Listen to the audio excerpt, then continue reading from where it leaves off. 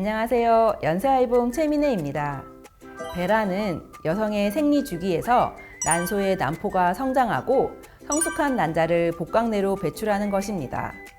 그런데 어떠한 이유로 난자가 잘 배출되지 못하게 된다면 이 현상을 배란 장애라고 하는데요. 생리 주기와 밀접한 배란 장애는 그 원인이 무척 다양합니다. 배란 장애는 난임의 원인 중 20에서 30%를 차지할 정도로 여성들이 많이 겪고 있는 문제입니다.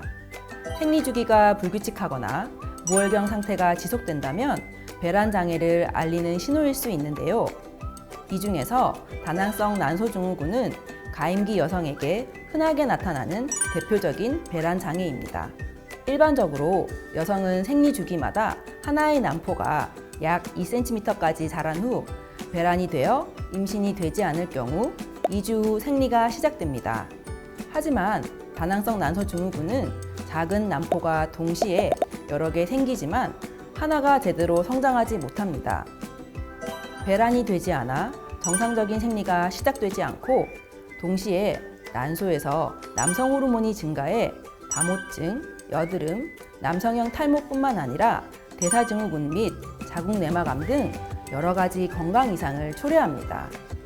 다낭성 난소 증후군은 1년에 8회 미만의 생리와 또는 35일보다 긴 주기를 갖는 희발월경이나 무월경이 흔하고 그중 약 30%에서는 기능성 자궁출혈이 나타나기도 합니다. 또한 드물게 생리 주기가 규칙적이면서 25일 이내로 비정상적으로 빠른 빈발월경을 보이는 경우도 있습니다. 배란 장애를 치료하기 위해서 가장 중요한 것은 불규칙한 생리 주기의 교정입니다. 무배란에 의해 자궁내막이 탈락하지 못하고 계속해서 에스트로겐에 노출이 되면 자궁내막 증식증이나 자궁내막암의 발생 위험이 증가합니다. 자궁내막이 과증식하는 것을 억제하기 위해 생리를 유도하는 것이 필요하며 이를 위해 경구피임약을 주기적 또는 지속적으로 복용해 볼 수 있습니다. 또한 경구용 피임제는 혈중 호르몬 이상을 교정하는 효과와 여드름 치료에도 도움이 됩니다.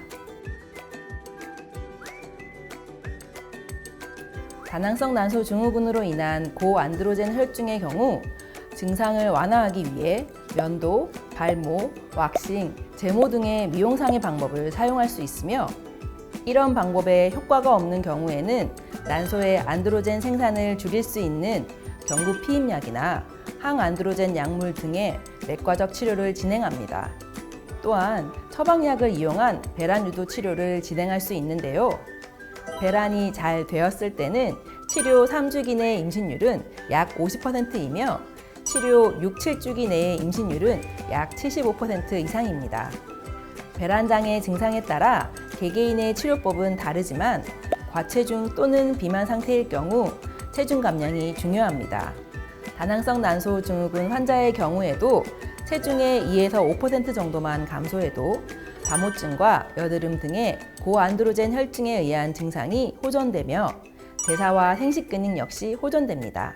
따라서 체중 조절과 식이요법, 적절한 운동은 배란 기능 향상과 불규칙한 생리 주기 해결을 위한 1차적인 치료 방법이라 생각하시면 됩니다. 그리고 배란이 불규칙해지는 다낭성 난소 증후군의 발생 원인 중 하나가 인슐린 저항성 때문인데요.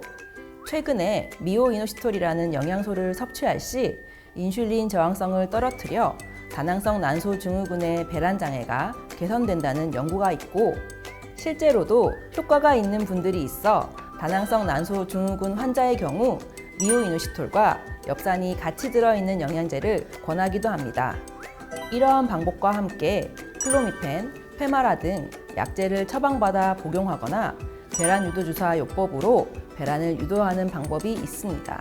배란 유도제는 사람에 따라 약간의 부작용이 따를 수 있기 때문에 처치 전 주치의와 충분한 상의 후에 진행하는 것을 권장해 드립니다. 감사합니다.